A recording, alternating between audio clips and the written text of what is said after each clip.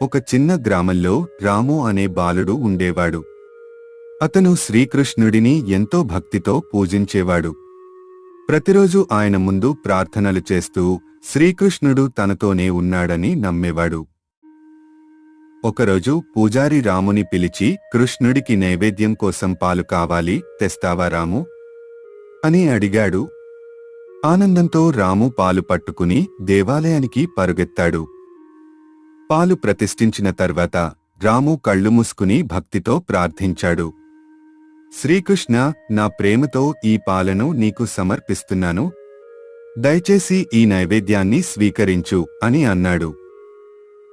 అద్భుతం జరిగింది. కృష్ణుడి విగ్రహం జీవంగా మారి రాముకి చిరునవ్వు ఇస్తూ ఆ పాలను తాగాడు. ఈ దృశ్యాన్ని చూసిన పూజారి, గ్రామస్తులు ఆశ్చర్యపోయారు. ఆ అద్భుతం ముందు భక్తితో నమస్కరించారు. ఈ కథ మనకు చెబుతుంది, నిజమైన భక్తి ఉంటే భగవంతుడు మన సమీపానికి వస్తాడు. మన హృదయపూర్వకమైన ప్రేమ, భక్తికి దేవుడు ప్రతిస్పందిస్తాడు.